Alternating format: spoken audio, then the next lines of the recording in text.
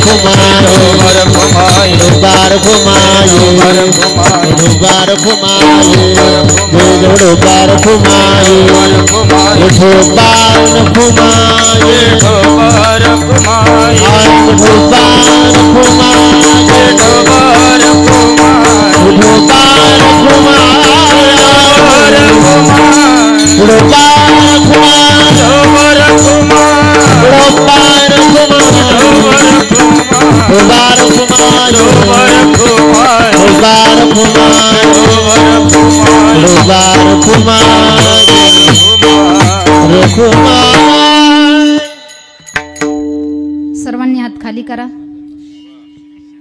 एवढा वेळ कुणाला आहे महाराज? मला अगोदरच सूचना आली, ताई 9च्या पुढे जायचंच नाही. वेळच कुणाला आहे एवढा? अगदी 2 मिनिटं मी पुढे भजन म्हणते बसलेल्यानी. सर्वांनी सुंदर असं भजन माझ्या मागे करायचं आहे. फक्त 2 मिनिट. सर्वांनी हात वर करा. आज एकादशी आहे. एकादशीच्या दिवशी जागरण करावं लागतं. सुंदर बसलेल्यानी सर्वांनी माझ्या मागे भजन करायचं आहे. निवृत्ती राया सोपान मुक्ताबाई ज्ञान सखया.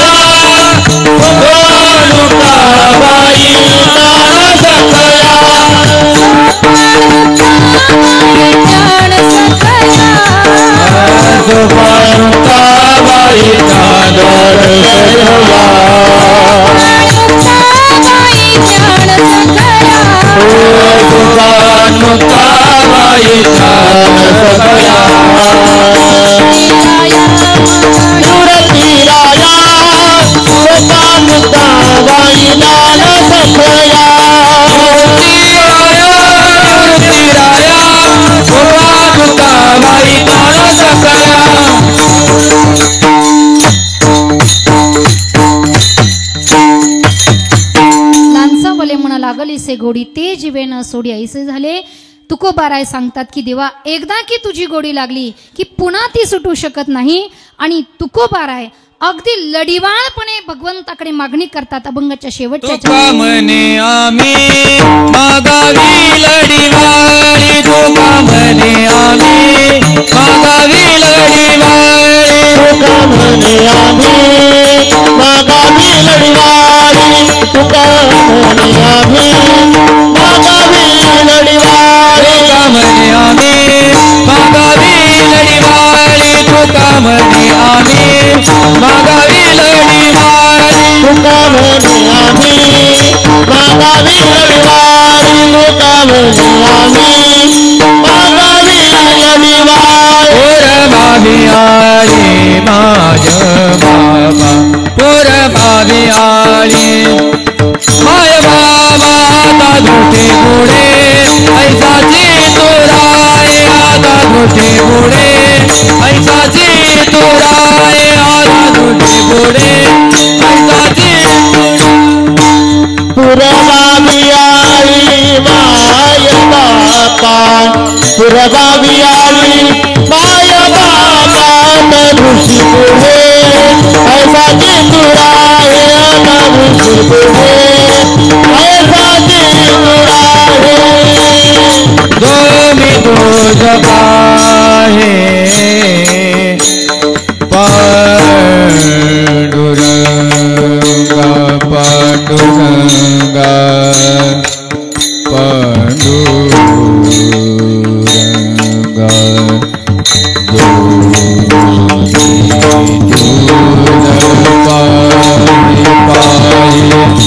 पाहे पांडुरंगा. तुझ पाहे पांडुरंगा. जो मी तुझ पाहे पांडुरंगा. पांडुरंगा पांडुरंगा.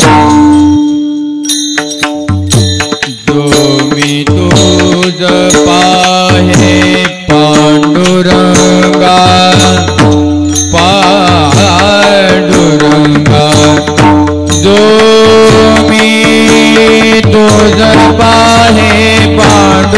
पांडुरंगा जो मी तुझा पाहे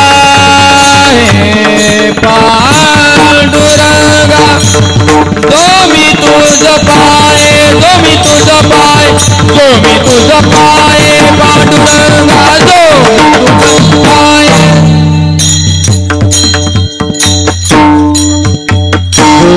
मी तुझं पाहे पांडुरंगा पांडुरंगा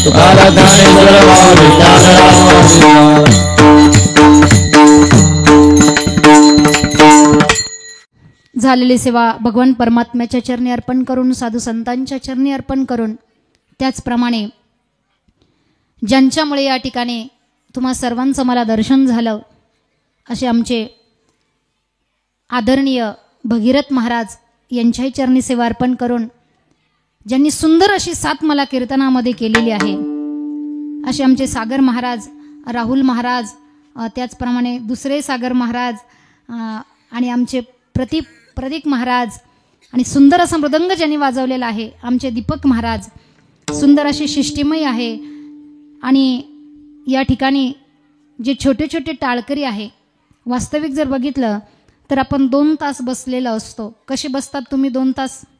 कधी एक पाय वर करतात कधी दुसरा करतात कधी कधी दोन्ही पाय वर करून बसतात.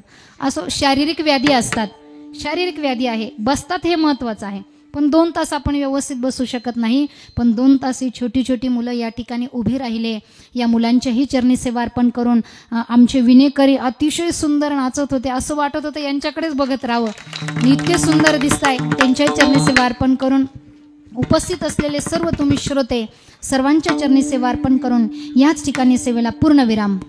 विठ्ठल जय जय विठ्ठल बोलिलेले गुणिले देवा कोणी महाराज तुम्ही सिद्ध नाही विचारिला अधिकार तो कराज महाराज ताने ताने जरारा महाराज महादेव तुकारा